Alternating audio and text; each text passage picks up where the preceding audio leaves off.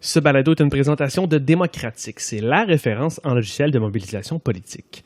Identifiez les électeurs, gérez vos bénévoles et vos donateurs et bénéficiez de modules avancés de communication. Allez vers la victoire en visitant démocratique.org, démocratique avec un K, démocratique.org.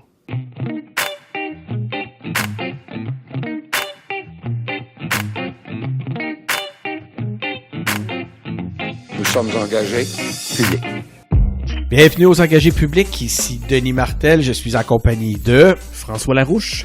Aujourd'hui, le 3e épisode de nos épisodes spéciaux sur nos couvertures des conseils nationaux. Cette semaine, François a passé son week-end avec le Parti libéral du Québec. Oh, chose qu'on n'a pas été habitué d'entendre beaucoup de ma part. Chez les engagés publics en général. On peut pas. Je pense qu'on s'est jamais caché du fait qu'on n'était pas nécessairement de la mouvance libérale, donc c'est intéressant. Mais c'est encore drôle, c'est ça qui est une belle découverte ou qu'on va pouvoir exposer en fin de semaine sur cet épisode-là. Il y a toutes sortes de gens au Parti libéral du Québec. Donc, François, ce soir, aujourd'hui, ou dans cet épisode spécial, tu vas nous faire découvrir justement ce Parti libéral du Québec-là dans son mouvement militant. Tu as parlé, j'imagine, avec des députés, tu as parlé avec des militants? Oui, j'ai parlé des députés, j'ai parlé avec des militants. Ils existent, les militants du Parti libéral, ils sont vivants, ils s'expriment, du moins maintenant ils le font.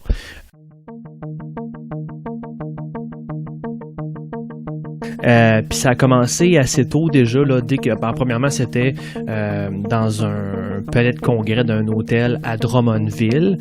C'était quand même assez spacieux, assez neuf. Le chiffre qui circulait, c'est qu'il y avait environ 500 à 600 personnes et c'était plein. C'était plein, c'était pas vide du tout. Et déjà en entrant là, j'ai croisé des gens qui étaient contents de se revoir, puis ça m'a surpris. C'était pas des longs visages à la suite d'une défaite où on ramassait ces petits morceaux. Les gens étaient chaleureux, ils souriaient, ils riaient, étaient contents de se revoir, ça paraissait beaucoup. Puis j'ai senti une belle camaraderie chez eux. Et nous, ça nous donne une grande dose de bonheur puis d'amour de voir que des militants disent « OK, on a perdu, mais on est là. » Puis ils sont venus vraiment nous donner l'énergie nécessaire pour dire « On va tout rebâtir, mais ensemble et correctement. » Ouais. Les militants sentent des fois qu'ils ne sont plus nécessairement pris en considération quand le parti prend des décisions. Ouais. Donc ça, il y a une soif depuis plusieurs années, on l'entend, que les militants souhaitent reprendre une place plus importante au sein du parti. Et je pense que là, c'est quelque chose qui vraiment est partagé par tout le monde.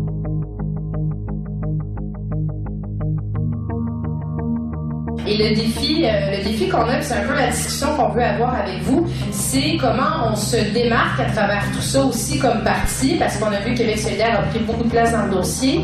On a la CAQ de l'autre côté qui s'est mis en posture climato-passif. Donc nous, on se dit on va être en mode solution, proposition, action, et on voulait développer un discours qui dénature pas non plus notre brand un petit peu plus économique.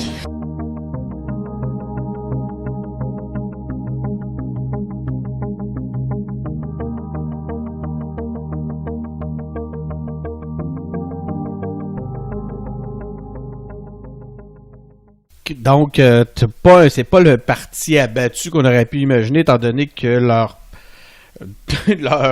intentions de vote, les intentions de vote chez les Québécois, chez les francophones, sont maintenant pratiquement nulles. Ouais, non, vraiment pas. Je commencerai avec l'ouverture de la plénière.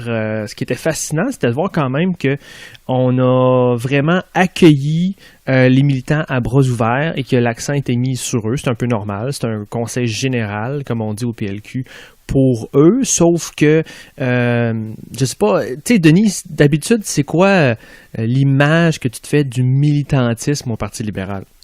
L'image qu'on a du militantisme au Parti libéral est l'image d'un parti où toutes les décisions se prennent à huis clos, en derrière des portes, où on est très, très, très prudent et on est en gestion de l'information. Est-ce que c'est ça à quoi tu as été confronté?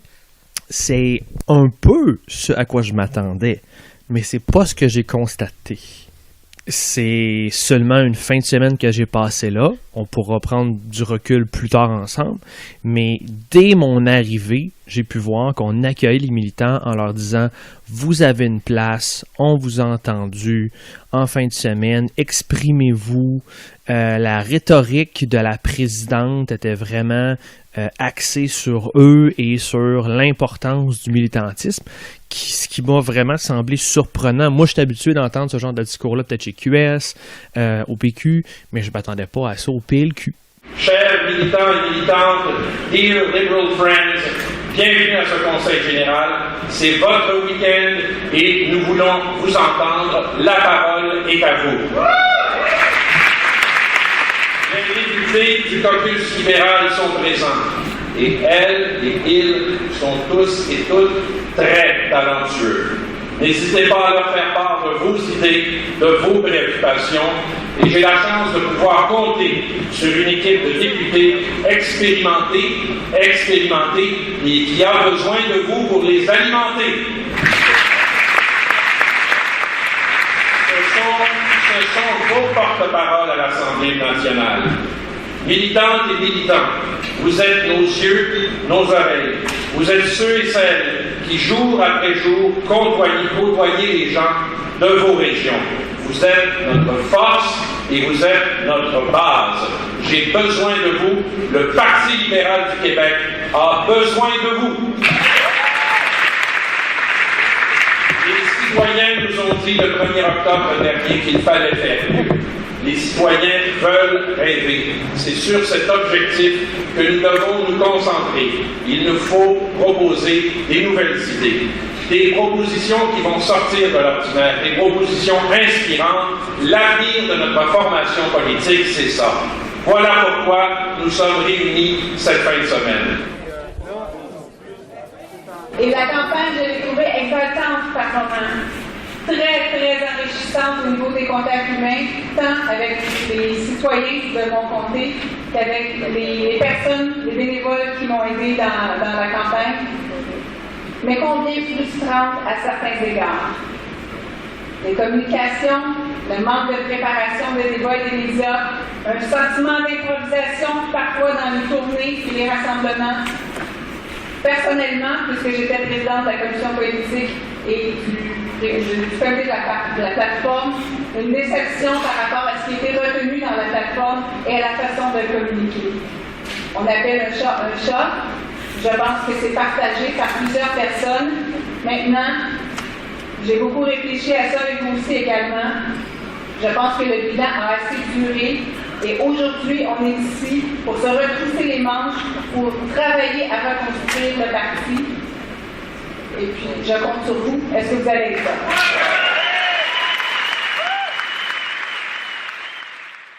C'est pas d'ailleurs justement un virage qui ont pris face à l'urgence?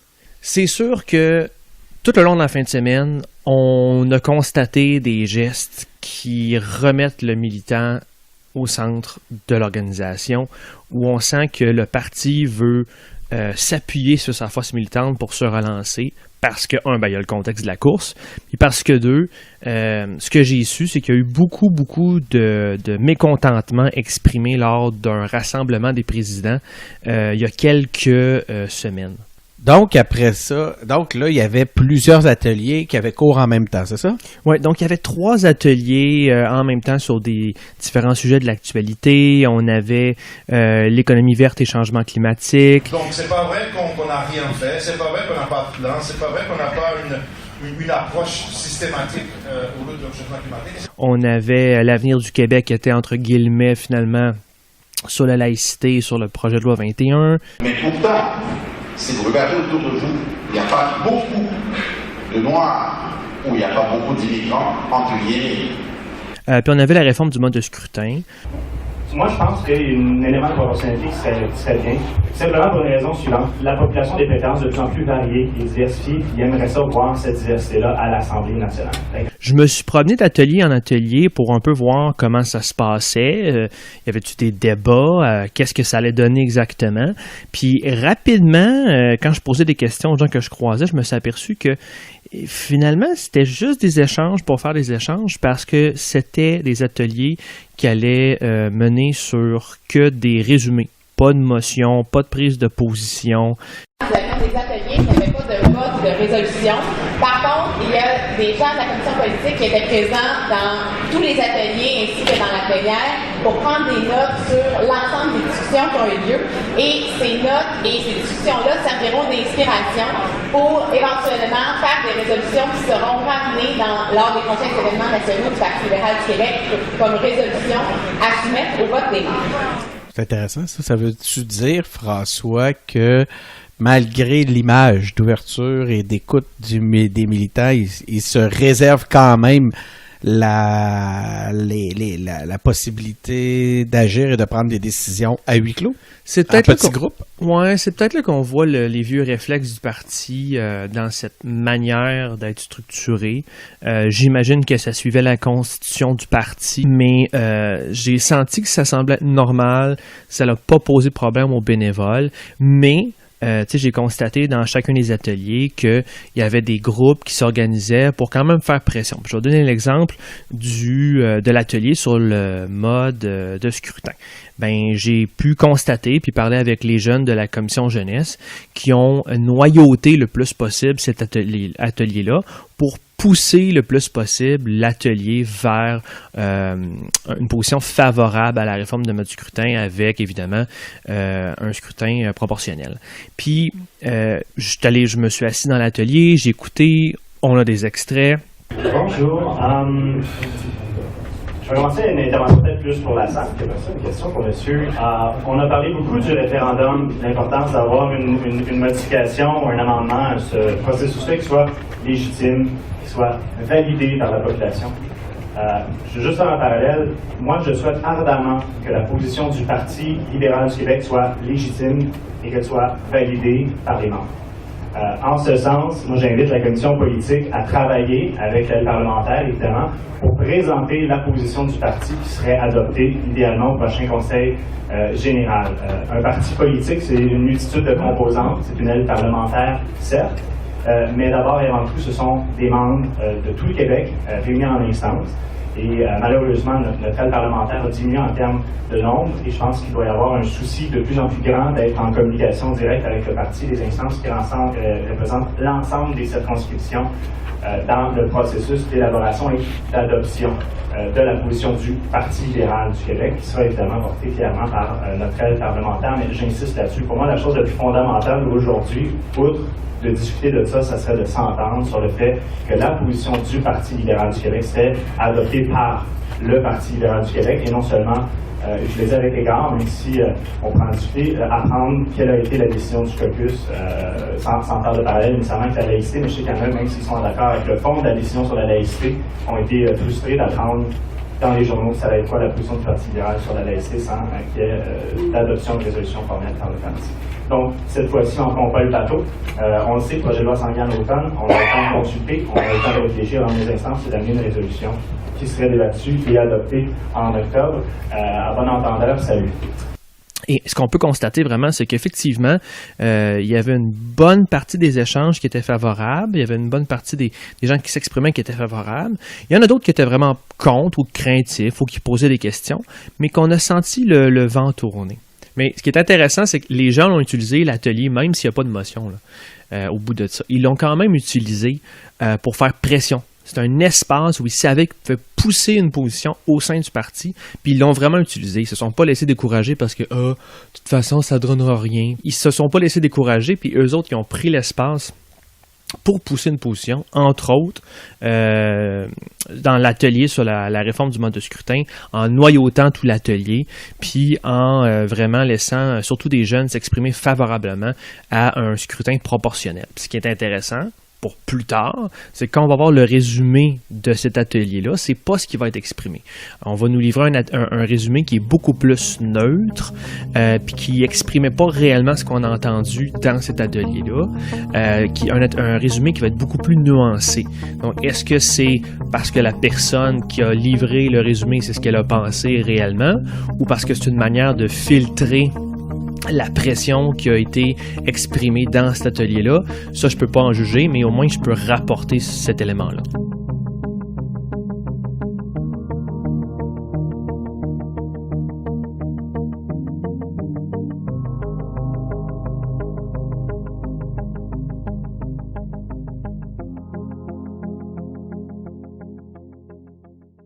Moi, j'ai essayé de voir si, pendant la fin de semaine, j'ai essayé de voir si le PLQ, c'était un parti vraiment montréalais, puis s'il y avait une influence des régions. J'ai fait une rencontre super intéressante avec Jonathan Lapointe. Jonathan Lapointe, vice-président des Jeunes libéraux du Québec et originaire de la Côte-Nord. Puis j'y ai demandé pourquoi il s'impliquait, puis lui, en plus, il dit qu'il s'est impliqué parce qu'il a bien aimé M. Couillard.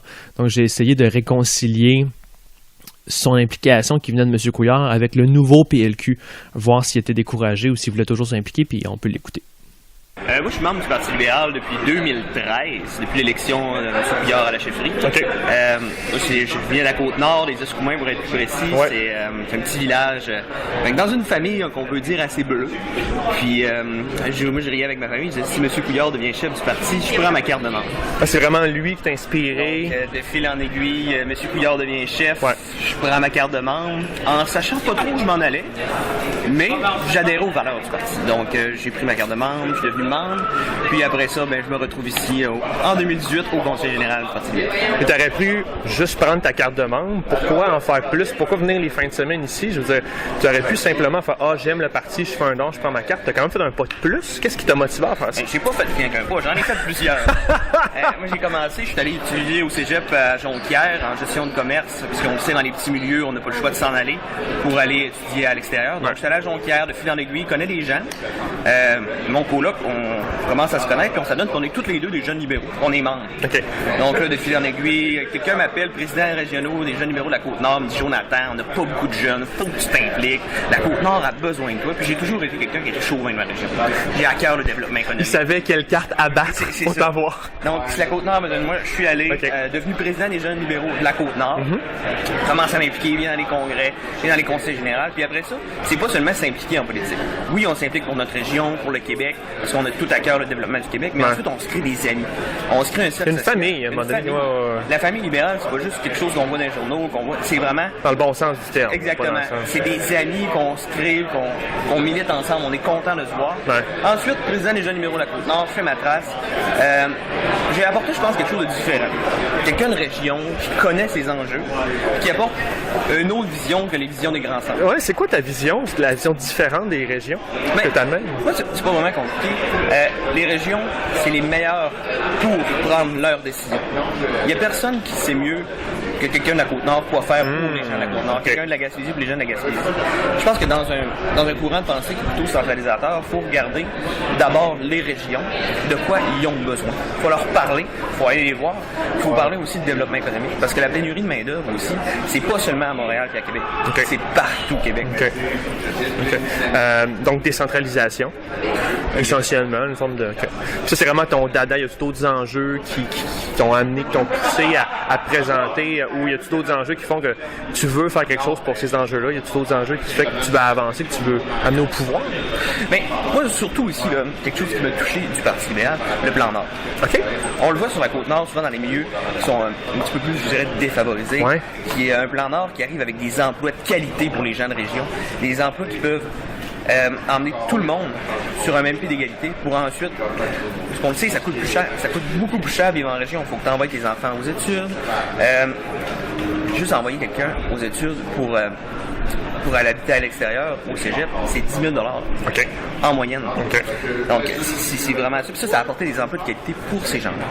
Puis moi, ça m'a touché clairement. Ça doit toucher, ouais.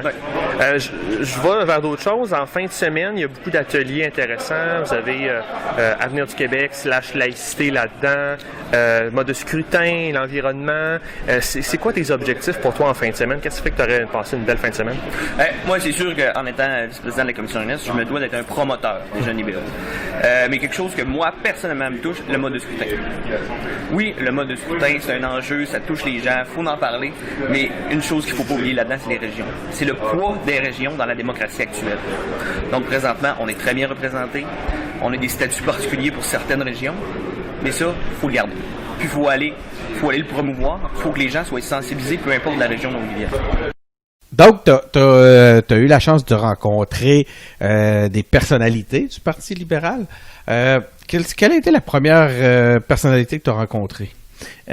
La première personnalité, outre tantôt Jonathan Lapointe qui est vice-président, j'ai rencontré le président de la commission jeunesse, Stéphane Strill, jeune homme dynamique qu'on avait déjà rencontré d'ailleurs aux engagés publics. Bonjour Stéphane Strill, de retour aux engagés publics, merci. Merci beaucoup.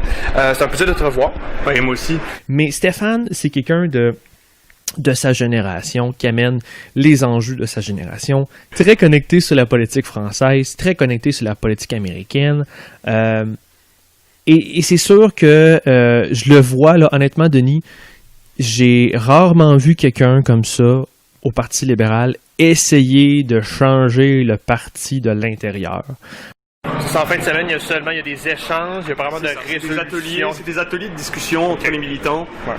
Plutôt que de dire dès maintenant on va s'engager pour telle chose, l'important c'est vraiment de discuter pour voir un peu c'est quoi les priorités des militants libéraux. Et donc c'est ce qui a été fait ce matin. Il y a eu des discussions sur l'environnement, sur la position du Parti libéral sur la laïcité, sur le mode de scrutin.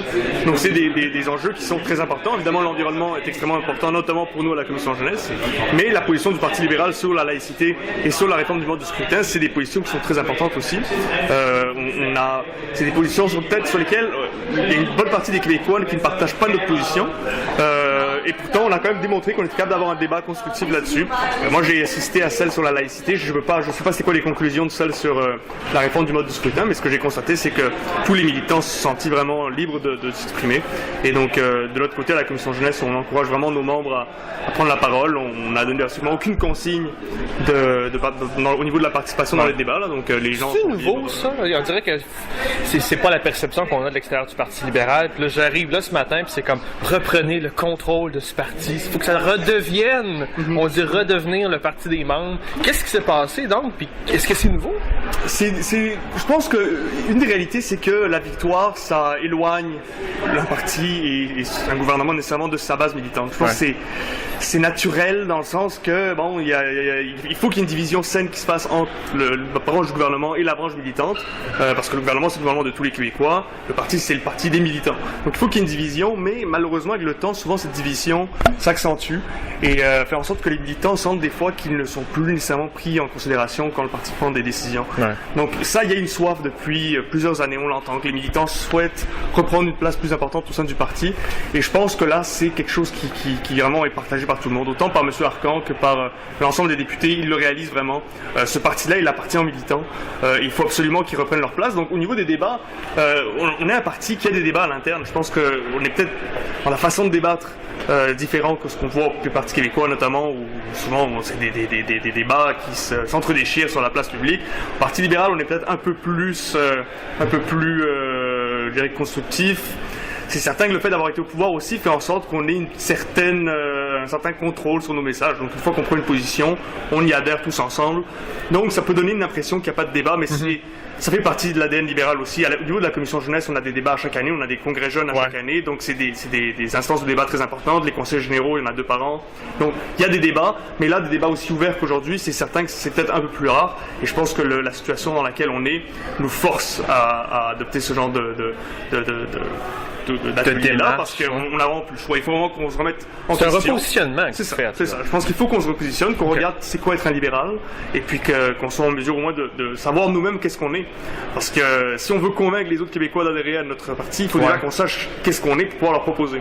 Une affaire intéressante avec les ateliers, c'est comment les sujets déconnectaient du vieux Parti libéral, entre guillemets, conservateur à la Charest, tu sais. C'était pas le Parti conservateur à la Charest parce qu'on parlait juste de progressisme, d'économie circulaire, et je cite, on a parlé d'économie circulaire, de véhicules électriques, de réforme de mode de scrutin, d'ouverture à la diversité, tu sais, je veux dire.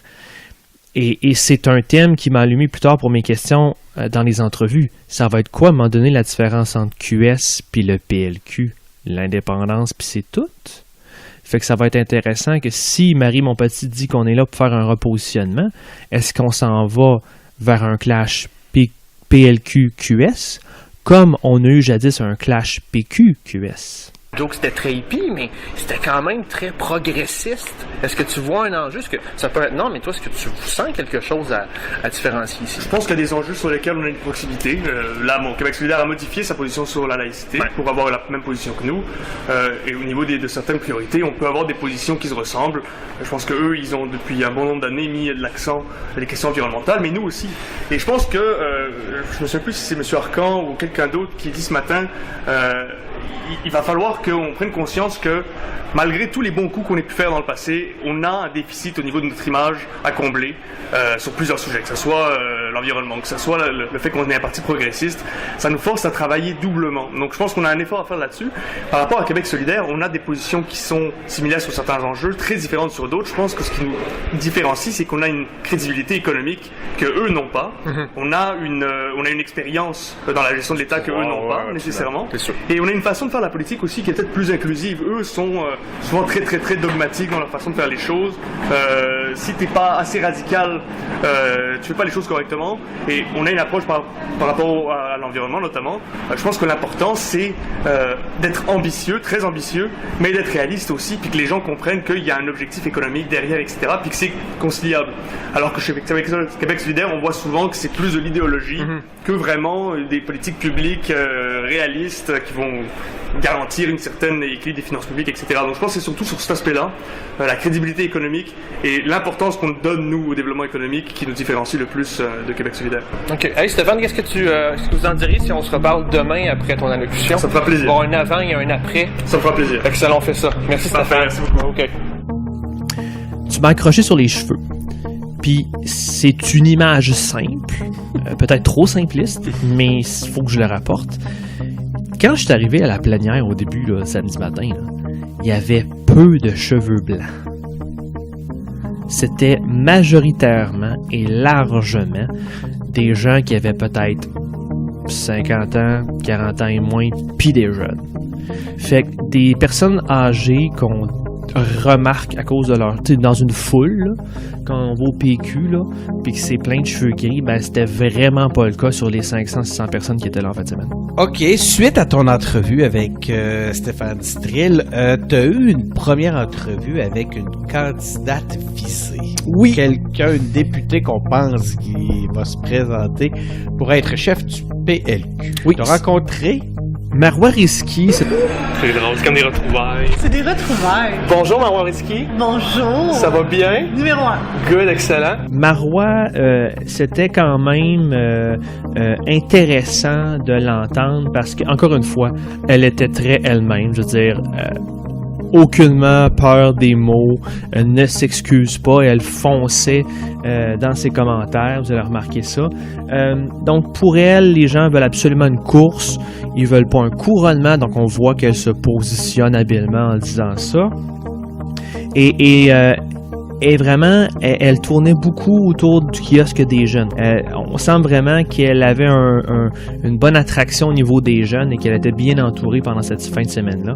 Alors, ça va être quelque chose qui va peut-être compter pour la suite des choses. On perd des élections, des fois, on peut avoir peur de dire, OK, est-ce que nos militants vont être encore au rendez-vous? Ouais.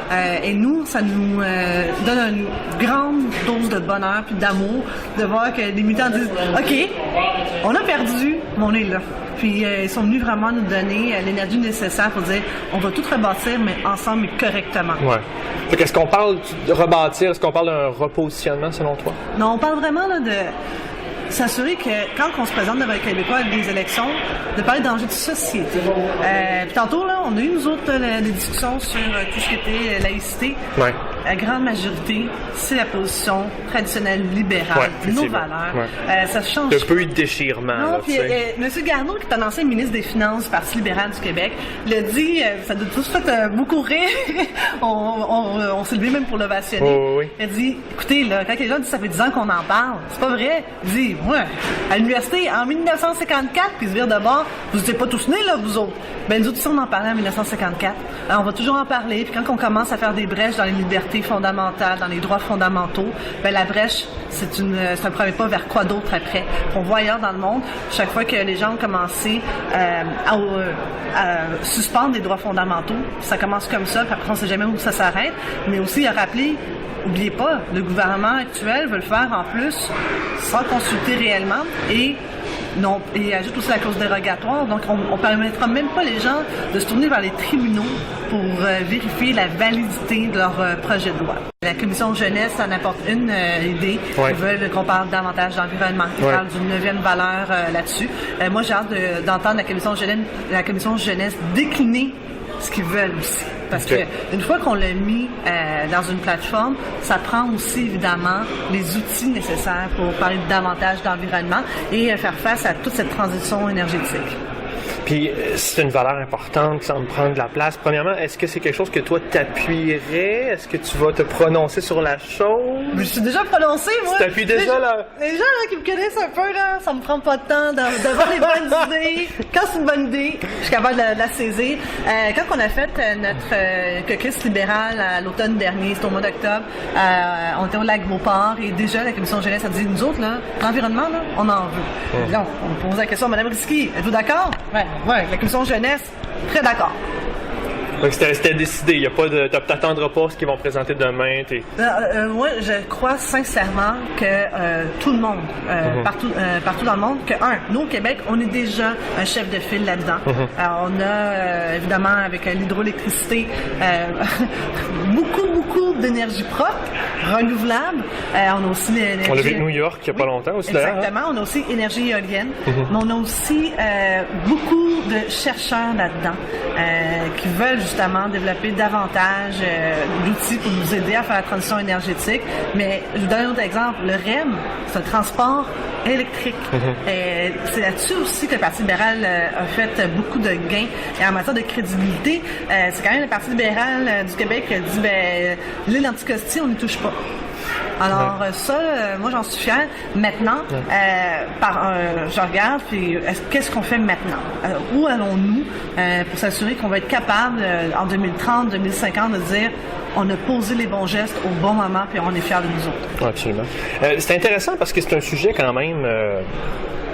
c'est le sujet actuel, c'est à la mode, mais c'est aussi l'air du temps. En plus, oui, vas-y. Non, vas-y. C'est pas une question de mode. Oui, c'est une question de mode. Non. C'est un enjeu là, de société. San Francisco, on fait le virage zéro déchet. Moi, jeudi soir, j'étais en étude de crédit avec le ministre de l'Éducation. Et il y a une question qui est venue des réseaux sociaux. Un jeune m'écrit, fait une capture d'écran, me l'envoie. Ils sont connectés, hein. Il est 21h le soir, ils m'envoient des questions, eux autres. Donc, je suis fière d'eux autres. Ils disent, hey, la question du gouvernement, du ministère de l'Éducation pour l'épreuve ministérielle en français, c'est comment on fait pour s'adapter au changement climatique. Pas comment qu'on fait pour lutter contre les changements climatiques. Ça, c'est un. Donc, ils disent la question a déjà un billet en partant. Après ça, ils m'envoient aussi le document qui est accompagné de la question pour que les jeunes puissent préparer leur argumentaire pour répondre. Honnêtement, là, c'était pas fort. Là. Les jeunes disaient, OK, là-dedans, il n'y a aucune affaire positive. Il y a des affaires qui disent, le corps humain va s'adapter, inquiétez-vous pas, tout va bien. On a laissé tomber, on a abandonné. Alors les jeunes ils ont parti une page Facebook, en quelques heures, 34 000 membres. À chaque heure, il y avait 200 commentaires qui rentraient pratiquement au poste, 200 membres additionnels à chaque heure.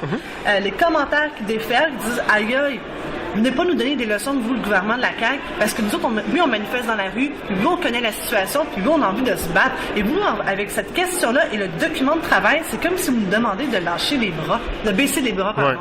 Alors là-dessus, c'est pas une mode, c'est que c'est des gens qui sont sensibilisés, parce que grâce aux réseaux sociaux, l'information aussi, elle voyage plus vite. Y a-t-il d'autres enjeux que tu veux pousser en fin de semaine ou qui sont importants pour toi, que tu discutes avec les gens en fin de semaine? Les gens sont venus pour parler, dire ce qu'ils veulent, et ils veulent être entendus et écoutés. Fait que t'es pas en mode je pousse, je suis une députée, je pousse quelque chose. Ça te ressemblerait tellement. Non, mais les gens se connaissent mes positions. Justement, mes positions sont publiques. J'ai pas la langue de bois. Les gens qui veulent savoir comment que je vais, je m'appelle, ils veulent savoir où est-ce que je loge. Ils me posent la question. Ils savent une chose. Si on me pose la question, ils vont avoir une réponse. Pour terminer, est-ce que en fin de semaine, tu as des attentes sur les règles à la chefferie? ils vont sortir demain. J'ai pas d'attente. À part qu'ils les dévoilent. Alors, plutôt qu'ils vont les dévoiler, puis après ça, de les lire. Et j'imagine que la sous-question, c'est qu'est-ce que je fais après. Alors, qu'est-ce qu'après avoir lu, évidemment, je vais prendre une décision en famille et en équipe. Parce que au-delà de la course à chefferie, c'est d'abord et avant tout de dresser une plateforme et des idées qui vont aller chercher les militants libéraux et aller reconquérir les libéraux qui sont restés à la maison le 1er octobre, et aller chercher aussi tous les autres Québécois. C'est quelque chose qui rassemble, qui unifie notre Québec, puis qu'on se tourne vraiment vers l'avenir. Merci d'avoir risqué. Ça fait plaisir. À la prochaine. Oui.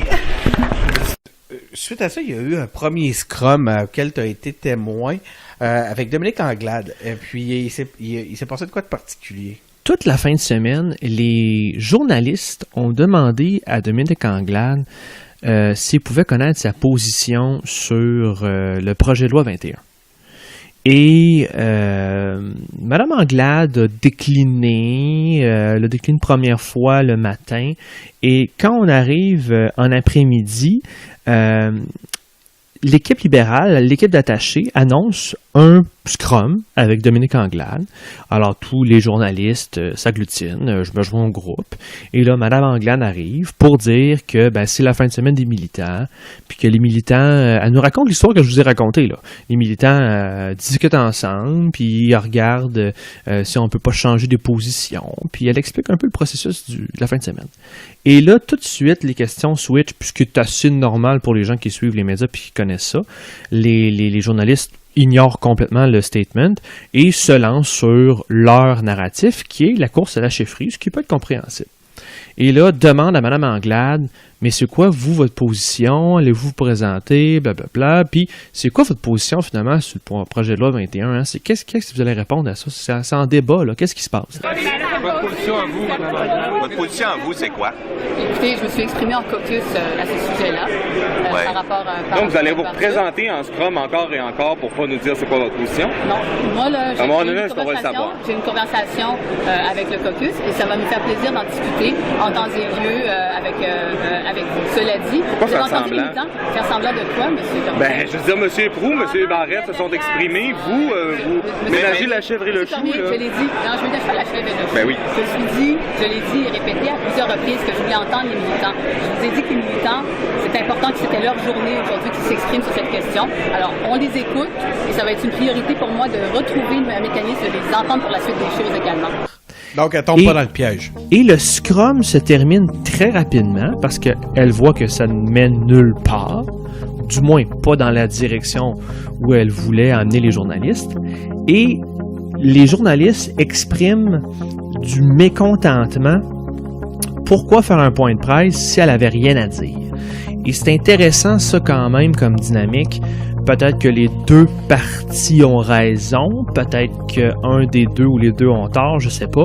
Mais j'ai trouvé ça fascinant de constater que il y avait un parti qui avait quelque chose à dire, les journalistes voulaient une information, ils l'ont pas eu, donc pour eux, le reste n'est pas pertinent.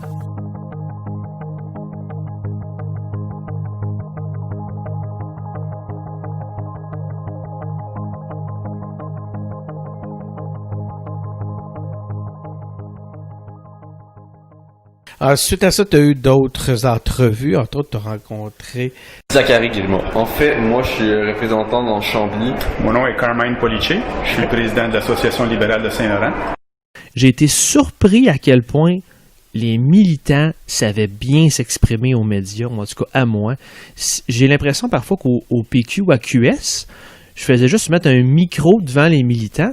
Et là, c'était l'avalanche de propos émotifs dans tous les sens, alors qu'au PLQ, c'était non, au niveau de la course, on va prendre notre temps. Alors, en fin de semaine, on va juste voir les règlements. Et on m'a pas parlé des échanges privés au micro.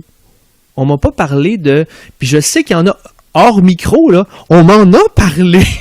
Mais on comprenait clairement que c'était pas dans leur intérêt d'en jaser. Et je savais que le samedi soir, il y avait, puis ça on en a parlé dans notre échange téléphonique, Denis, je savais que le samedi soir, il y avait différents parties organisés par des prétendus futurs candidats à la chefferie. On en a jasé, c'est supposé d'avoir lieu, les gens s'agglutinaient pour aller voir d'un party à l'autre qu'est-ce qui se passait. Donc il y avait quand même des dynamiques, mais au micro, personne m'en parlait. Alors j'ai trouvé ça assez intéressant de le souligner. OK. Et puis, ça fait maintenant 3 ans que je milite pour... 3 ans, quand même, c'est récent. C'est assez récent. La politique m'a toujours intéressé, mais avec une jeune famille et une carrière, j'ai pas eu le temps. Maintenant que je suis, disons, semi-retraité, j'ai beaucoup plus de temps. Bon, ça paraît pas. C'est non, bon. merci. C'est de l'audio, mais ça paraît pas. Ouais, non, merci.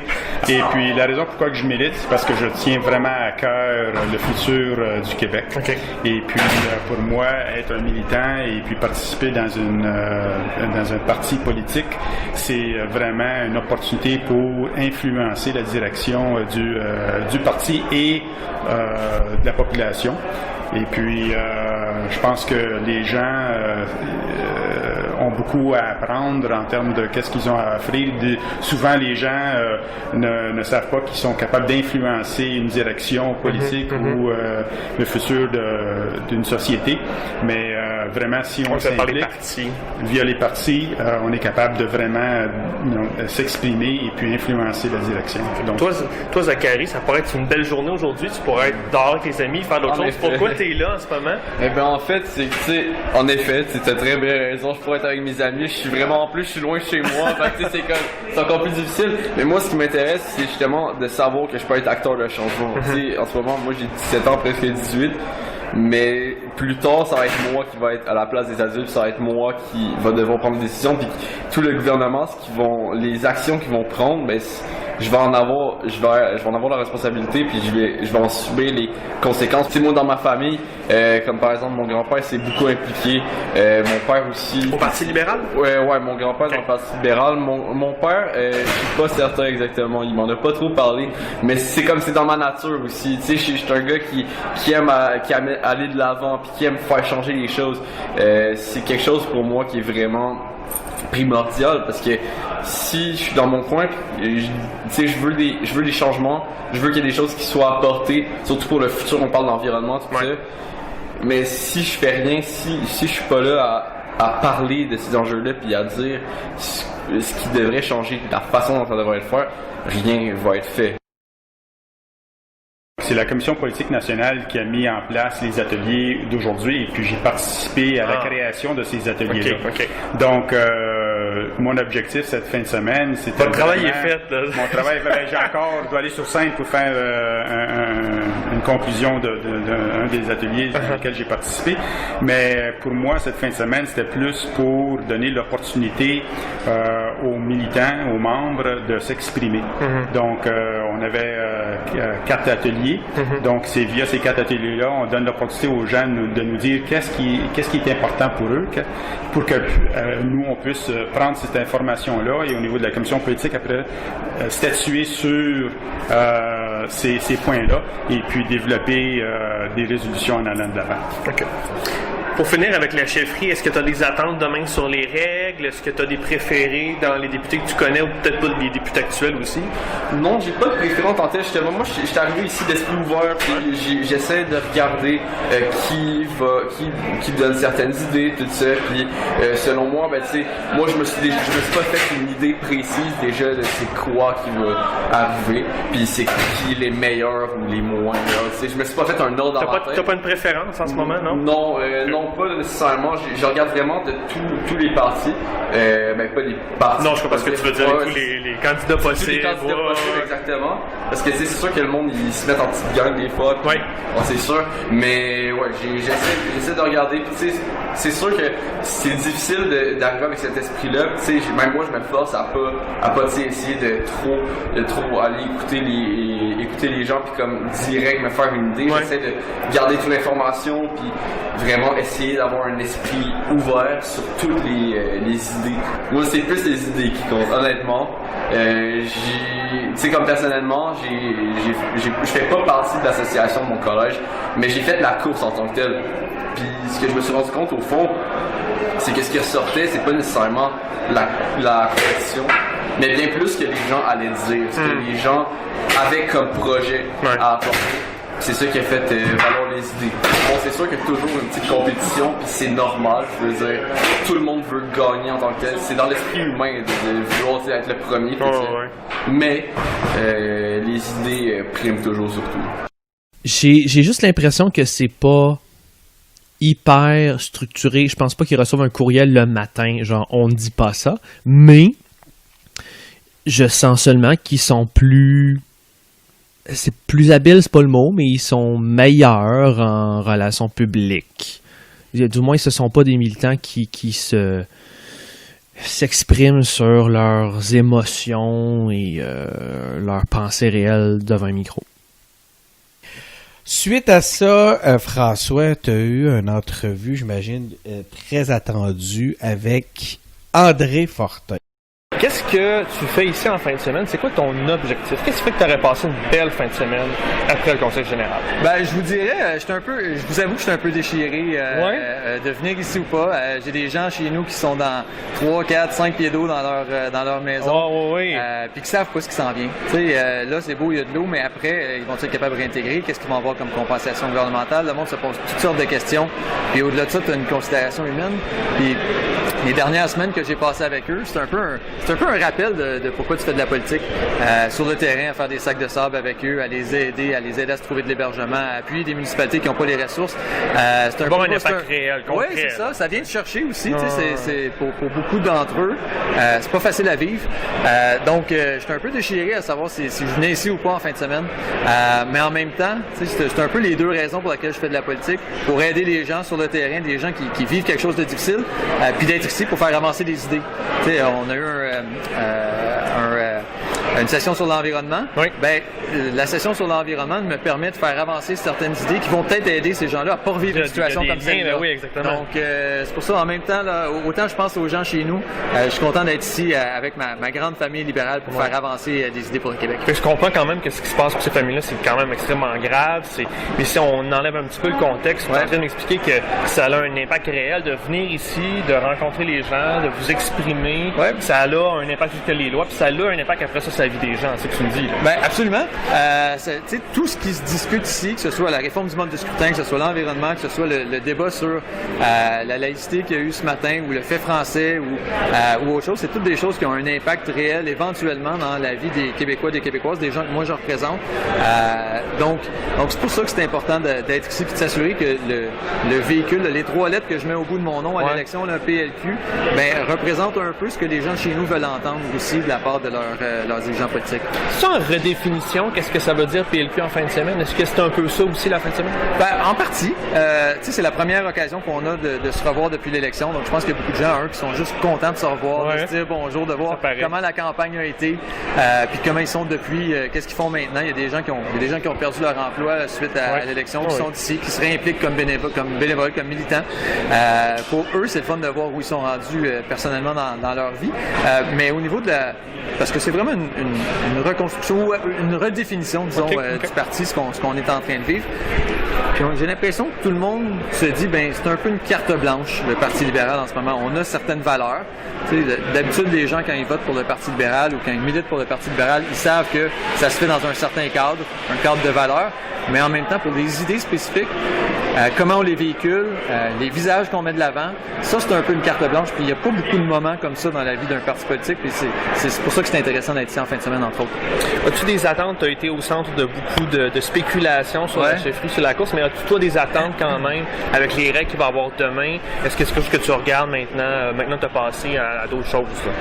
Non, je vous dis que les règles de la chefferie, pour moi, là, c'est secondaire. Ce que je vais vouloir entendre de la part des différents candidats, c'est les idées.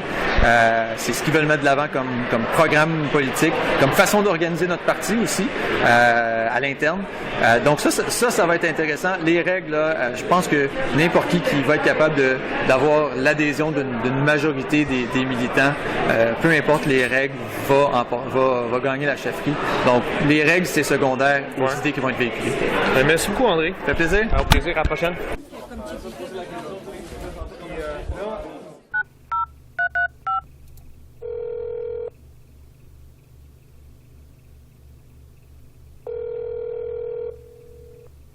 Salut Denis.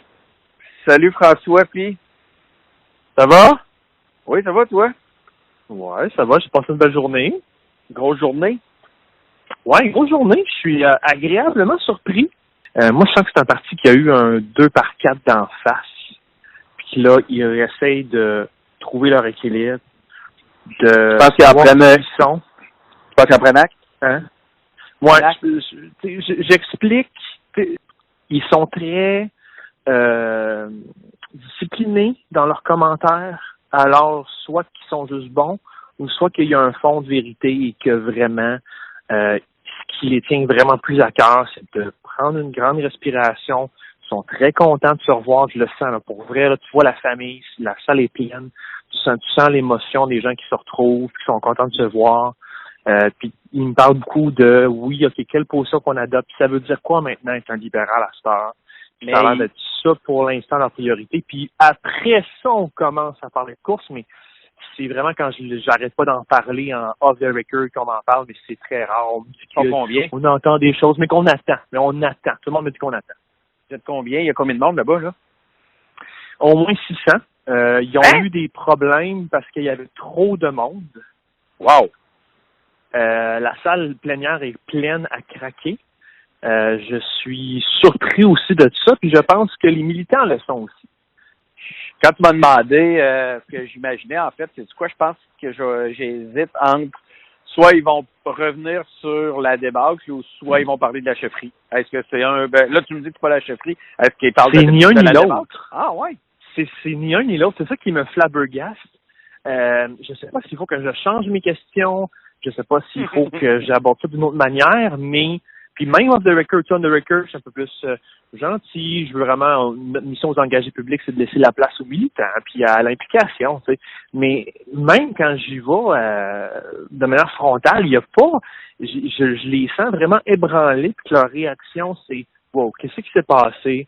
Qu'est-ce qu'on est? Aujourd'hui, c'est les militants, en tout cas le spin très fort, le spin c'est vraiment ça. C'est la journée des militants. Puis j'ai de la misère à passer par-dessus ce spin-là. Ils font soit une très bonne job de discipline, soit qu'il y a un fond de vérité, puis qu'ils veulent se repositionner avant demain d'avoir des règles de chefferie. Je suis au 5 à 7 en ce moment où je prends une bière avec les militants. Sont très sympathiques. C'est vraiment pas l'image qu'on se fait. Bon, évidemment, c'est tout du monde du HEC, je te le cacherai pas, c'est bien drôle. Mais, tu sais... Ils sont bien déniaisés, puis on jasait un peu de ce qui se passait dans la soirée, puis on me dit, en fond, j'ai découvert comment savoir qui va se présenter à la course. Tu veux savoir comment? Ben, assurément. C'était ma question. Okay. Personne m'en parle. Personne me dit, même off the record, qu'est-ce qui se passe dans la course. Mais j'ai su qu'il y avait des cocktails, des parties organisés par certaines gangs ce soir en soirée, dont Dominique Anglade, Marois Risky. Pour le reste, c'est moins ça. Mais c'est drôle parce que c'est par les gangs de cocktails que je vais savoir qui se présente demain. J'ai l'impression que tu aimes ça pas mal puis que tu vas sortir de là libéral puis peut-être même fédéraliste. Jamais. Libéral, je serai peut-être un jour libéral dans un Québec souverain, mais jamais dans le Canada. Je pense que je l'ai vu en une journée. Je suis surpris de... Je pense que c'est Infoman qui disait qu'il n'y a jamais eu autant de fun qu'au Parti libéral, puis je peux comprendre. Des gens très sympathiques, des gens très sympathiques, je trouve un peu le monde normal, les /HEC, là, donc c'est sûr que c'est pas juste du monde normal quand tu vas au HEC, dans une certaine classe, mais vraiment, je suis très sympathique, je suis surpris, puis ils sont là pour leurs valeurs, des partis froids, puis on retrouve dans le fond le même engagement un peu partout. Je suis surpris. En fait, t'es confronté à ton préjugé. Ah, totalement. Puis, faut le dire, puis je pense que ça... En fait, je t'aurais demandé pourquoi on fait de la partie au final, parce qu'il y en a beaucoup de choses en commun avec tous les gens qu'on a rencontrés depuis moi. Mais ça, là, quand on fait des entrevues avec les députés, je pense que c'est l'élément qui nous frappe le plus. Hein. Peu importe, moi j'ai fait des entrevues avec des solidaires, avec des caquistes, avec tous les autres, puis à chaque fois je me dis wow, je suis tout impressionné par la qualité de l'individu. Ouais. Ça continue. Bon, fait qu'on s'en parlera, on se rappellera demain. Appelle-moi demain, fais le suivi, j'aime savoir des nouvelles, je pense à toi, puis je suis un petit peu jaloux en même temps. Fait que, on se parle demain. Ok, salut Denis. Salut, bye. Bye.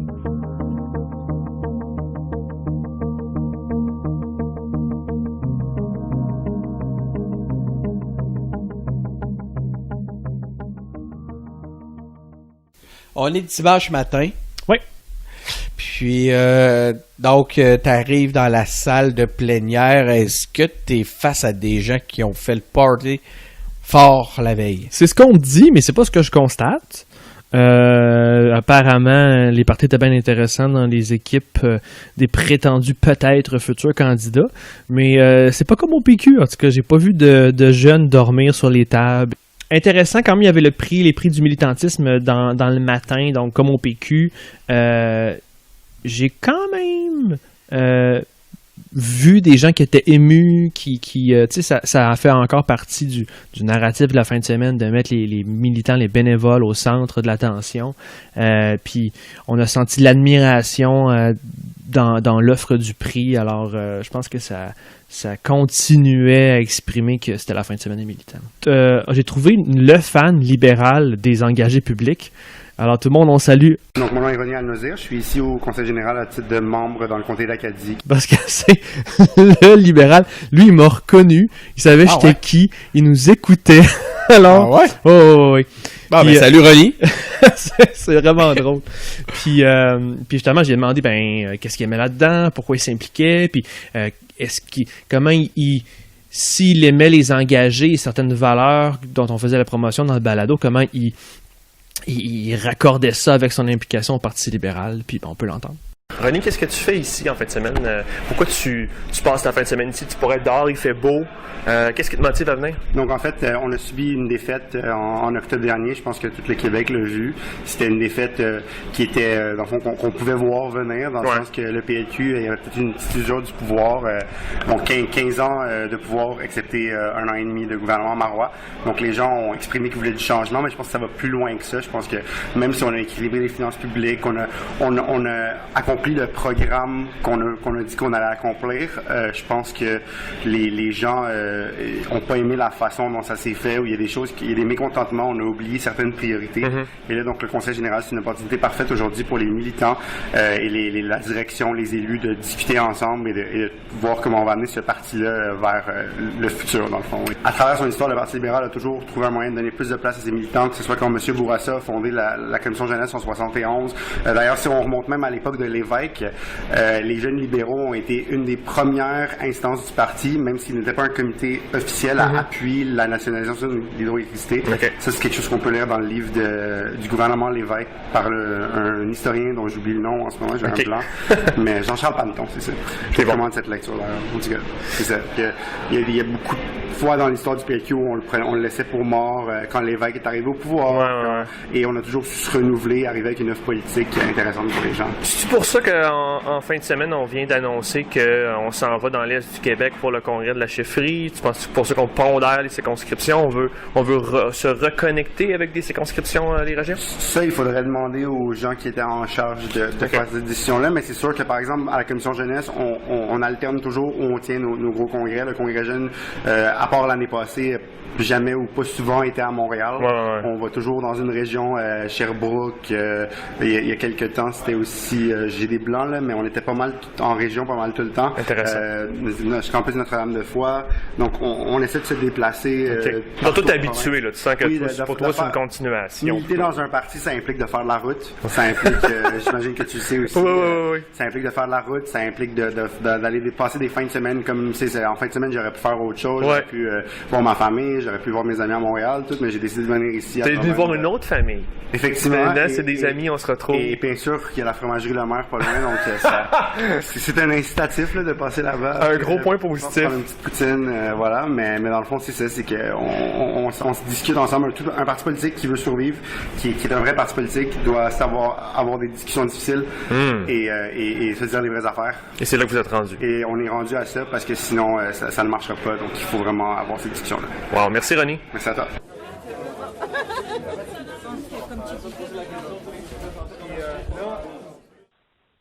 Salut François, comment tu vas? Ça va bien? Tu m'as gagné? Non, pas super, ça a bien été. C'était relax. Pas fait je suis pas resté longtemps. Non, j'ai soupé qu'eux autres, je suis parti après. Puis là, t'es en route ou tu t'es encore en train de te prélancer? T'es déjà sur place? Non, je suis juste. Ah non, ça commençait à 9h ce matin. Les à midi. Puis là, ils sont à huis clos. C'est assez imperméable. Là. Il n'y a pas vraiment de gens dans le couloir. Puis il n'y a personne qui en discute en ligne. Fait que là, ils ont un peu de retard. Là. L'attaché de presse est venu nous voir pour nous dire qu'il allait avoir du retard. Puis la période de questions commence à peine, alors que c'est supposé être terminé. Après ça, on va prendre acte des règlements. Puis je repensais à ça m'amène sur un autre sujet. Là. J'ai pensé à une discussion hier. Puis comme je t'avais dit pour les parties, puis ce que j'entendais, c'est Marois qui faisait un party, puis il y avait Anglade. Fait que j'essaie d'avoir Anglade d'ici la fin de la journée. J'ai déjà risqué. Puis c'est pas mal ça. Tu sais, hier, tu me disais, on parlait des sujets, puis jamais on parlait des grands médias, des médias de masse. Ouais. Puis jamais on a parlé du sujet que eux abordent. Le matin, ou même hier soir, après qu'on se soit parlé, je regardais les nouvelles, puis ceux qui sortaient en première page, puis ils disaient division au Parti libéral sur la laïcité, puis étrangement, moi puis toi, tu me faisais toute la journée, mais on n'a jamais parlé de ça. C'est ça qui m'embête. J'ai assisté au même atelier qu'eux autres, puis je suis sûr que mes collègues ils font un bon travail, là, c'est pas le point, mais j'ai pas l'impression d'être en même place qu'eux autres, ben. OK. Bonne journée, puis aujourd'hui, j'imagine que c'est une demi-journée, comme on disait, là, ça finit à midi? Ouais, c'est ça finit à midi, puis tu vas peut-être un peu de retard. Je vais essayer d'avoir quand même encore quelques députés, puis on se reparle. Ouais. OK, salut, mon. Salut, bye. Bye.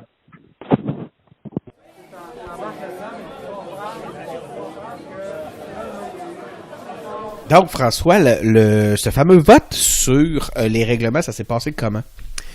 Ça s'est passé ça a été plus surprenant que ce à quoi on s'attendait. Pas parce que ça a été un énorme revirement ou parce que ça a été mal accueilli, mais parce que soudainement, il y a un militant qui a demandé un vote symbolique à la plénière sur le plafond de dépenses qu'aura ne pas dépasser les futurs candidats à la chefferie. Est-ce que tu crois que c'est quelqu'un qui avait été planté par un candidat? Et c'est ça que je me suis demandé pendant tout l'événement. Écoute, il faut que je te raconte. Fait que là, il s'amène au micro, il exprime, puis c'est pas la première fois qu'on l'exprime, il réexprime un malaise que les gens ont dans la salle. Certains ont dit que le plafond était trop bas, puis qu'il ne fallait pas empêcher les candidats qui étaient populaires de ramasser leur force et de le démontrer par l'argent, et qu'il fallait laisser les gens s'exprimer, entre autres par ce moyen que sont les dons. Fait que c'est exprimé plusieurs fois, et lui il s'amène au micro et dit, écoutez, là, je demande, je pense que ça a été dit plusieurs fois, je demande un vote symbolique. C'est le portement que vous pouvez considérer ou non cette question. Donc, prenons-la à titre indicatif, je pense que c'est une bonne façon de faire de la démocratie participative dans notre parti.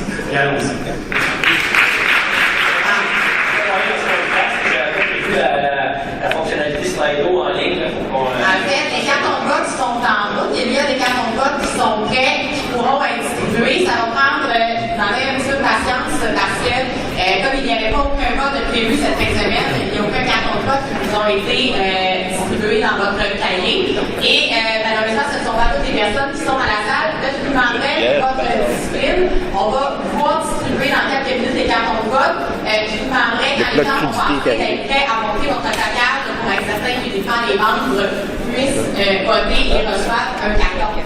Le café est arrivé dans le débat, mais là, il est parti. On va se faire quelques minutes. Et on fait un premier vote. Le premier vote sera pour accepter de voter, en fait, savoir si la salle ou non accepte de voter sur la proposition qui a été mise sur la table de vote consultatif, qui ne sera pas un vote qui va lier le conseil exécutif, mais qui va être une suggestion au conseil exécutif.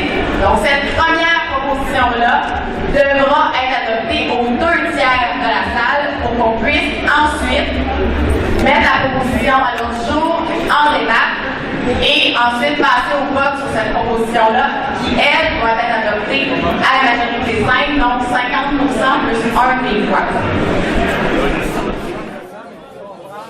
Et ce qui est intéressant, c'est que c'est tellement serré qu'on sort les compteurs. Donc, je demanderai aux gens qui ont distribué les cartons de vote d'agir à titre de whip compteur. Lorsque tout le monde sera prêt,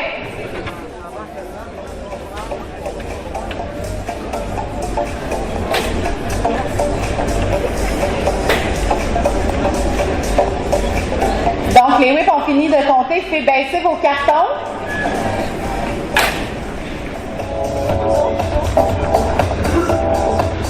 La proposition de modification à l'ordre du jour est rejetée. Et le vote est battu. Sauf que, quelques minutes plus tard,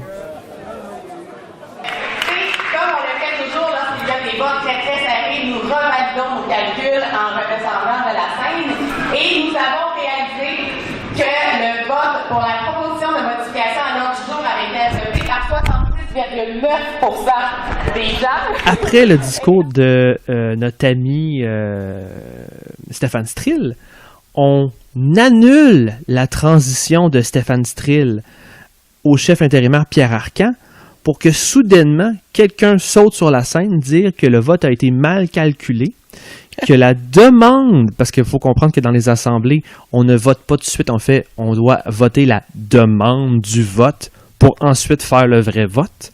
Ben non. On expliquait que la demande du vote avait passé et donc on allait faire le vrai vote. Quel groupe de jeunes semblait voter pour, quel groupe de jeunes votait non.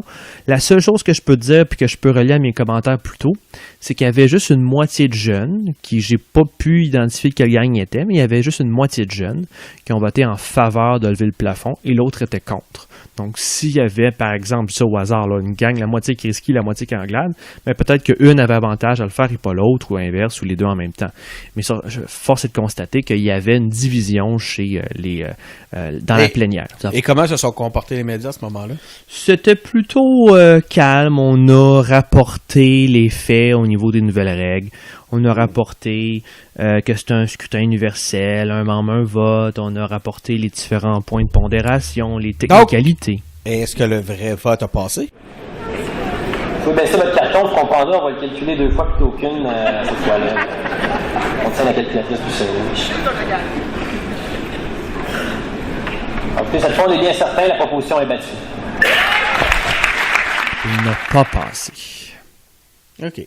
Donc, il n'y avait pas d'accord de principe sur l'augmentation du plafond de financement. Et si j'étais un média, tant qu'à rapporter qu'il y a une personne qui a exprimé haut et fort qu'on aurait dû peut-être appuyer le projet de loi 21, ben, s'il y a eu un petit peu de brouhaha pendant la fin de semaine puis qu'on veut viser le brouhaha, ça a été ça le brouhaha de la fin de semaine. Suite à cet élément-là, où il y a eu un peu de brouhaha, il y a eu d'autres discours qui ont... on était déjà rendu au fameux discours de fermeture? Oui, parce que dans le fond, la fin de semaine, c'était les ateliers. Comme je te disais, on regardait un peu comment on pourrait se repositionner. C'était après ça les règles de la course. On les avait dévoilées, les médias en faisaient part dans leurs différents canaux. Ben, c'était le temps de se dire à la prochaine. Puis ça commençait avec Linda Caron, la présidente. Si je résume notre plan de match pour la reconstruction, on écoute notre monde, s'organiser dans toutes les régions, animer toutes les régions, assurer le transfert des connaissances, comme M. disait plus tôt en référence à M. Garneau qui a parlé hier. Valoriser les régions, toutes nos régions, c'est important. Notre nouvelle directrice générale et organisatrice en chef, Véronique Tremblay, vous a dit tout à l'heure qu'elle avait l'intention de se rendre rencontrer toutes les associations du Québec. Après ça, on a eu notre ami Stéphane Strill. Le 1er octobre dernier, la terre a tremblé au Québec et le paysage politique a radicalement changé. Les Québécois ont tiré un trait sur un demi-siècle de débat sur la question nationale et ont exprimé un fort rejet des partis traditionnels, du moins sous leur forme actuelle. Le 1er octobre, nous avons perdu nos assises dans de nombreuses régions et nous avons été boudés par les jeunes. Après 15 ans de victoire quasi ininterrompue, nous avons connu la défaite. La vraie, celle qui fait mal, celle qui secoue nos certitudes, celle qui nous fait douter, celle qui nous rappelle que nous ne sommes pas dans la table, celle qui dure 4 ans. Cette défaite peut être vécue comme une fatalité. Elle peut aussi être vécue comme une opportunité de relancer notre mouvement, faire évoluer notre vision et proposer un projet de société nouveau et ambitieux. Face à la montée des populismes, face à l'ampleur de la crise climatique, face à un monde toujours plus complexe, nous avons un choix très clair. Un choix entre la modernisation de notre parti ou sa marginalisation politique. Si vous êtes ici aujourd'hui, c'est parce que vous avez fait votre choix. Et nous aussi, on l'a fait. Ce parti, nous devons le moderniser et c'est aujourd'hui qu'on commence. Aujourd'hui, le principal défi auquel nous faisons face collectivement, ce sont les changements climatiques. Et ça ne vient pas de moi. C'est le secrétaire général des Nations Unies qui tire la sonnette d'alarme. C'est la communauté scientifique qui nous a appris tout récemment que le Canada se réchauffe 2 fois plus vite que le reste de la planète. Ce sont des millions de jeunes à travers le monde qui ont défilé dans les rues le 15 mars dernier pour exiger de l'action de la part des décideurs publics. Alors voilà pourquoi nous avons officiellement proposé, en octobre dernier, de faire de la lutte au changement climatique et la protection de l'environnement la 9e valeur du Parti libéral du Québec. 7 fois que François Legault est Premier ministre, et depuis, il semble s'entêter à plonger le Québec dans ce qu'on pourrait qualifier de petit noirceur. Ce gouvernement est sans aucun doute le plus réactionnaire, le plus populiste, le plus clientéliste, le plus immobiliste et le plus dogmatique que le Québec ait connu dans les dernières décennies. Si nous souhaitons mettre fin à cette petite noirceur de François Legault, nous devrons proposer un projet de société des plus ambitieux. Un projet de société qui permet de réveiller les espoirs et les rêves des Québécois. Un projet de société qui rassemble, quelle que soit notre origine et notre région. Un projet de société définitivement vert, qui fait de la crise climatique le principal moteur de notre économie, car ce défi peut aussi devenir notre plus grande opportunité économique si nous nous en donnons les moyens. Un projet de société centriste, progressiste, pragmatique et libéral pour faire bloc entre le mirage du Québec solidaire et le populisme rétrograde de la Coalition Québec. Et on a fini avec Pierre Arcan. Notre parti a été le seul à avoir traversé depuis plus de 150 ans toutes les tempêtes politiques. Ce n'est pas rien. Quand vous regardez l'histoire du Québec, toutes les autres formations politiques ont fini par disparaître. Le Parti libéral du Québec, c'est le cœur de l'histoire politique au Québec. Tous tournés vers la CAQ, principalement. Tous tournés vers l'importance de l'implication au sein du parti, évidemment, surtout avec le choix du prochain chef. On remarquera dans le discours qu'on met beaucoup l'accent sur les régions. Le congrès d'élection du prochain chef sera dans l'est du Québec. On ne précise pas encore où. On va pondérer les circonscriptions de manière à donner du poids aux régions. Donc, j'ai demandé après ça aux autres personnes que j'ai rencontrées s'il y avait une volonté de décentraliser ou de démontréaliser le Parti libéral. Bonjour Stéphane. Bonjour. Merci on se revoit maintenant. On s'est vu au début de la fin de semaine. On se voit à la fin. Est-ce que tu es satisfait de ta fin de semaine? Oui, vraiment. Je pense que c'était un très beau week-end. Comme je l'ai dit hier, la participation des gens était vraiment au rendez-vous. Les gens n'étaient pas juste présents en personne, ils étaient là en émotion, ils participaient au débat. Et il y avait une soif.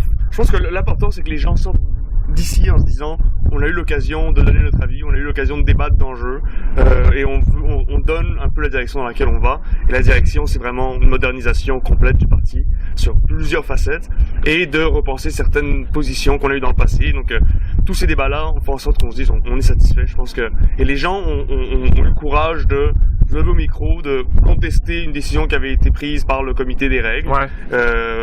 Ça veut dire quoi pour toi? Qu'est-ce que ça exprime? Ben, ça exprime que les militants se disent on veut pouvoir donner notre opinion. Puis dans ce cas-là, la position qui avait été, ça concerne le plafond de dépenses. Ouais, absolument. Il y avait déjà eu des consultations préalables qui avaient été faites, donc la position finalement elle était quand même déjà prête, elle a déjà été donnée après avoir eu une grosse consultation. Mais ça veut quand même dire que les militants sur place ont envie d'avoir un rôle. Puis c'est pas les congrès, c'est pas juste écouter des discours et puis manger tous ensemble. Là, c'est vraiment participer activement puis avoir un poids. Donc ça c'est une bonne nouvelle que les militants s'approprient vraiment leurs événements et leurs partis. Ils ont pu s'exprimer, on a suivi le décompte. C'est ça, ouais. Sinon, ça m'intéresse, c'est quoi ton moment marquant de ta fin de semaine? Le moment marquant, il y en a eu plusieurs. Je pense que un moment marquant, bonne question. Je pense que le fait que les gens se retrouvent, ça c'est important. On dit souvent que c'est une grosse famille, le Parti libéral, et c'est vrai. Quand les gens se retrouvent, il y a des gens qui sont dans toutes les régions. Donc, les gens que je vois. Enfin, moi, je me promène quand même beaucoup en étant donné que je suis président, mais certaines personnes qui sont militantes dans leur coin ne voient pas souvent ceux qui sont dans les autres. Et le fait de ressentir cet esprit de famille, ça donne un bon espoir pour la suite des choses, de voir que les gens sont encore là, sont encore présents et qu'ils ont envie de continuer à travailler. Puis ensuite, il y a eu plein de débats, etc. Il n'y a pas nécessairement un moment précis que j'ai trouvé exceptionnel, mais je pense que l'esprit de famille est très et ça fait du bien. T'as parlé des régions, puis je sens qu'on en a beaucoup parlé en fin de semaine. Tu sais, on s'en va dans l'Est pour le congrès, on va pondérer les circonscriptions. Est-ce qu'il y a une volonté au parti de démontréaliser le PLQ? Je ne sais pas si de le démontréaliser, mais définitivement de donner une plus grande place aux régions et s'assurer que tous les militants, où qu'ils soient, aient un point important dans la prise de décision. Je pense que si on veut se rapprocher de tous les Québécois, il faut trouver des moyens de donner une opportunité à ces gens-là d'avoir une voix, aux gens qui sont à l'extérieur des grands centres. Et notamment le système de pondération permet justement aux régions d'avoir une voix plus forte. Le fait de tenir nos congrès dans certaines régions aussi. Donc c'est plusieurs éléments. Je pense qu'il y a une prise de conscience que quand on est à 10% chez les francophones, il y a un petit problème quelque part. Donc il faut absolument aller dans cette direction-là. Puis je pense que c'est aussi la volonté de tout le monde. Il y a une réalisation en fin de semaine. Hein? C'est comme un repositionnement. On va plus vers les régions. On veut se reconnecter. Il y a quand même, c'est quand même ouvert là. Absolument. Je pense qu'il y a vraiment je peux dire un abcès qui a été pété, mais on sent qu'il y a une libération peut-être un peu de la parole, une libération des esprits. On recommence à chercher à se redéfinir d'une façon idéologique, et ça c'est très rafraîchissant. Donc comme je disais hier, la réalité du pouvoir fait souvent en sorte qu'on se censure un peu, on est peut-être un peu plus frileux, on est plus prudent quand on prend des positions. Là, je pense que le résultat des élections fait en sorte que ça vous a donné une liberté quasiment totale de remettre en question certaines choses. Tout n'est pas à mettre à la poubelle, il y a certaines positions qui sont bonnes encore, puis il y a des débats qui vont avoir lieu là-dessus, mais du moins le fait que les gens prennent conscience qu'il faut vraiment discuter certains enjeux, qu'il faut changer notre parti, qu'il faut le moderniser, c'est vraiment déterminant ça. Au niveau de la course, j'ai compris que vous allez être neutre? Oui. L'exécutif de la commission jeunesse va rester neutre. Et pour les jeunes, les 33% de tous les militants, on les encourage fortement à prendre position, un peu comme la présidente a fait aujourd'hui. Il faut que nos militants participent si on veut que le futur chef ou la future chef soit encore plus à l'écoute des jeunes. Il faut qu'il y ait des jeunes dans sa campagne. Donc nous, on incite nos militants. Nous, de notre côté, on veut s'assurer vraiment que les jeunes ne sentent aucune pression de notre part pour les diriger vers une candidature ou une autre. C'est important. C'est pour ça qu'on fait des priorités. Là, on a présenté une de nos premières demandes. Et puis ensuite, ce qu'on va faire, c'est qu'on va dresser une liste de tout ça. Puis on va voir les différents candidats à quoi ils répondent parmi toutes ces demandes-là. Puis ensuite, les jeunes pourront faire leur choix comme bon leur semble. Pour terminer, je comprends que si je t'amène sur des noms, tu me répondras pas. Donc, je vais pas le faire. Mais qu'est-ce que tu demanderais ou qu'est-ce que tu attendrais d'un prochain chef du PLQ? Je pense être rassembleur, c'est essentiel. On a un parti qui traditionnellement qui est très uni, et ça il faut le maintenir. Il faut vraiment le maintenir parce que c'est comme ça qu'on avance plus vite. Donc rassembleur, ouvert à brasser un peu les choses. Souvent, c'est un parti qui a un certain âge, quand même. Donc c'est normal que dans une organisation aussi grande, aussi âgée dans le sens où il y a des gens qui sont là depuis très longtemps, il y a des choses qui se fassent toujours d'une certaine façon, puis qu'on ne remette pas nécessairement en question certaines procédures, certaines façons de faire. Je pense que c'est important que quelle que soit cette personne, on soit prêt à remettre en question certaines choses, certaines pratiques, notre constitution, nos instances. Ça, c'est très important pour nous, je pense, de cette prise de conscience-là. Et c'est vraiment, et la troisième élément, je dirais que c'est vraiment prise de conscience qu'il faut avoir un parti qui est là pour proposer des idées, qui est là pour faire rêver les gens.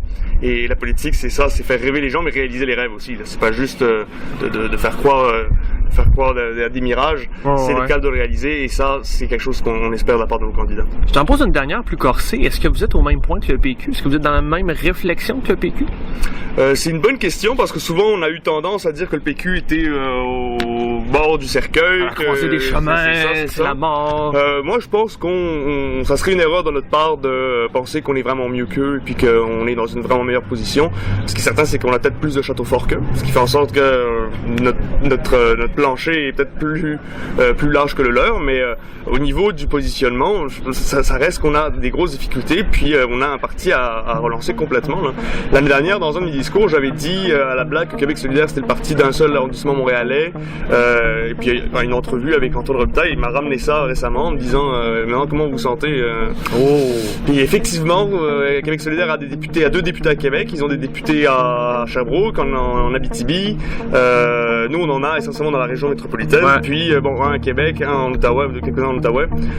Donc il faut qu'on accepte que les acquis sont plus là, on peut plus rien prendre pour acquis et qu'il faut vraiment se reposer des questions. Puis je pense que l'OPQ il semble vouloir le faire aussi. De notre côté on le fait, puis c'est pas une question de le vouloir faire comme l'OPQ, c'est que je pense que les deux, quand on est dans une situation comme celle-là, on est forcé vraiment à remettre en question nos façons de faire et nos positions. Donc on est au travail au PLQ. Définitivement. Merci Stéphane.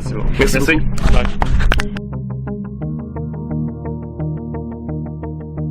Mais là, François, tu avais eu une entrevue avec Marois Risky la veille. Oui. Tu voulais ton entrevue avec Dominique Anglade. Et là, je t'ai pas encore dit mon punch de la fin de semaine. Oh! J'avais quelque chose, je t'ai promis un bonbon et je te le livre maintenant. Donc, à un moment donné, il y a eu un scrum de Gaétan Barrette. Et c'était pas un scrum prévu. C'est un scrum improvisé. Parce que, après les discours de fermeture, les journalistes s'attendaient à voir encore Anglade, qui était comme, je sais pas pourquoi, mais elle semblait être la porte-parole de la fin de semaine. Et les médias on discutait avec les attachés de presse, puis c'était comme semi-prévu, ouais. Et là, à un moment donné, Dominique Anglade sort à la fin des discours, et elle frôle physiquement les murs avec son équipe, évite les journalistes, et dit au loin « Bye bye, bonne fin de semaine ». Et les médias sont comme « Mais hey, on vous entend pas, Madame Anglade, venez nous voir. » Elle dit « Ah non, une prochaine fois, bye bye ». Et là, l'attaché de presse qui était avec nous autres dit « Ben, clairement, je pense qu'on va se reprendre. » Et là, tout le monde se rabat sur M. Barrette. Oh! Donc, t'as eu ton entrevue avec Dominique Anglade. J'ai eu mon entrevue sur le moment. Dans 15 minutes plus tard, une entrevue avec Dominique Anglade. Exclusif avec Dominique Anglade alors qu'elle n'a pas donné rien aux médias à ce moment-là. J'étais bien content.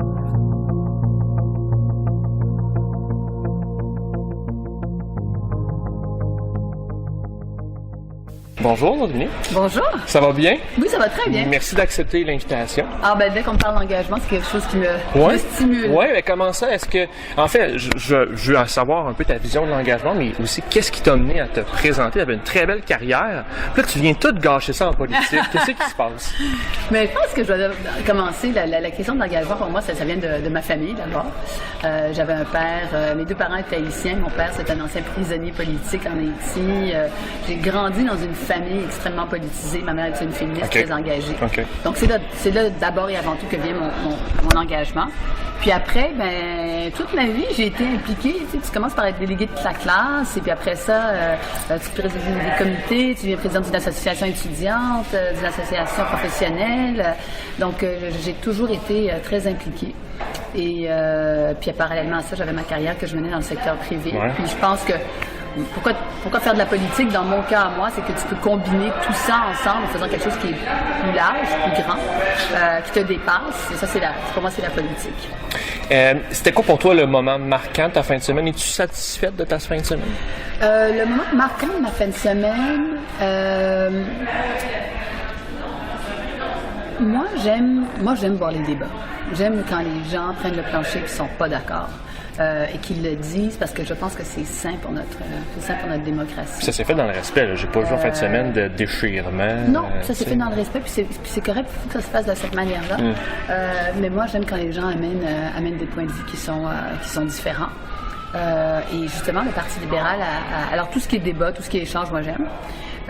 C'est sûr que le Parti libéral a un grand travail aussi à faire pour se reconnecter, pour aller créer justement ces débats au sein du parti, puis avec la population québécoise de manière plus large. Et moi, je suis... c'est ces moments-là que tu vis, que tu trouves particulièrement intéressants.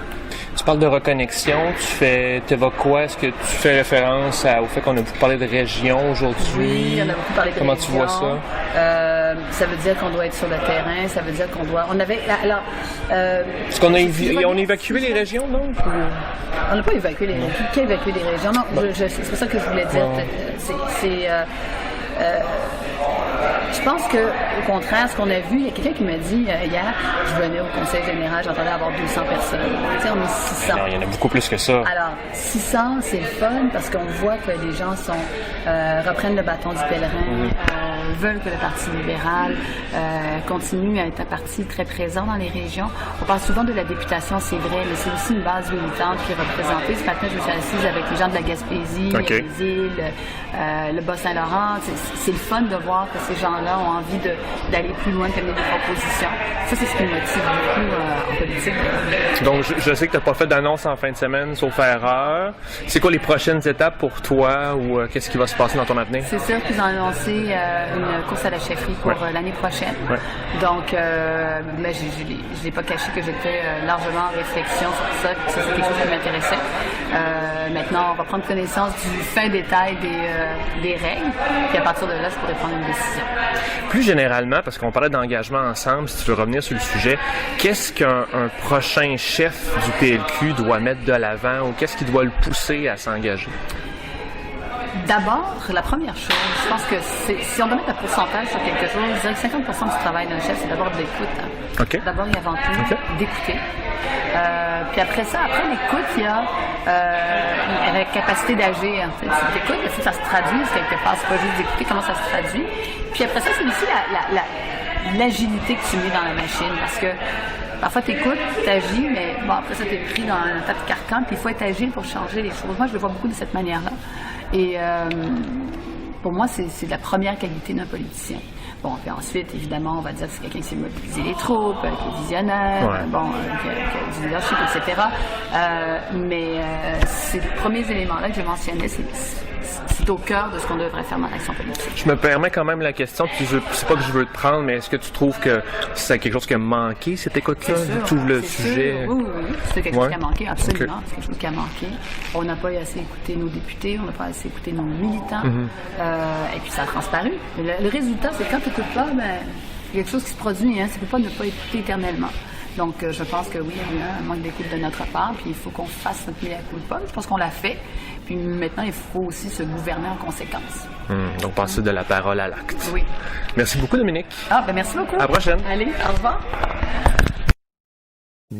Puis mais là, le Parti libéral, c'est quand même assez particulier parce que là, tu me parles de Dominique Anglade, tu me parles de Gaétan Barrette, tu me parles de Sébastien Proulx.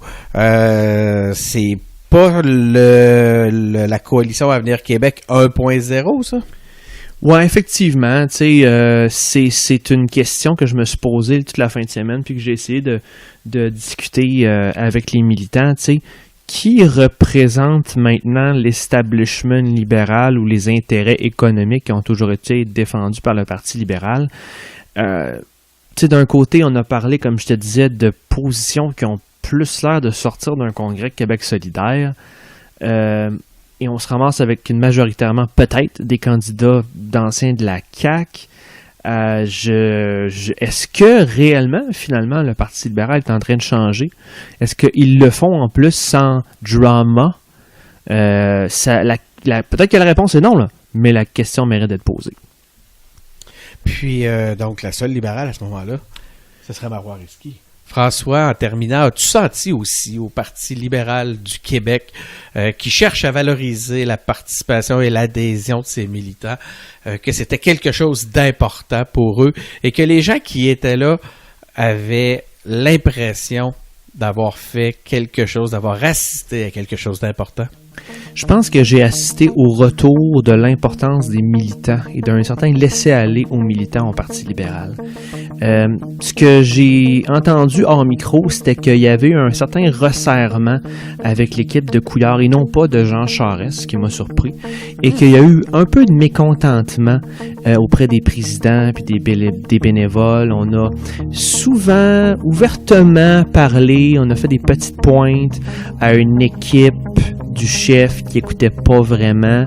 Donc, j'ai senti qu'avec la rhétorique d'ouverture aux militants, puis mon Dieu que c'est important que vous preniez votre place pour vous exprimer, puis que voici vos règles et c'est à vous de vous exprimer sur la course, je pense qu'on a été au bon moment où on a un retour du balancier au Parti libéral. Fait que pour répondre à ta question, clairement, oui, tu sais, c'est encore surprenamment, si j'ai pas vu l'image qu'on a partagée dans les médias du Parti libéral. Peut-être que cette image d'un parti qui décide tout à huis clos a existé à une époque, mais c'était pas ce que j'avais vu cette fin de semaine-là.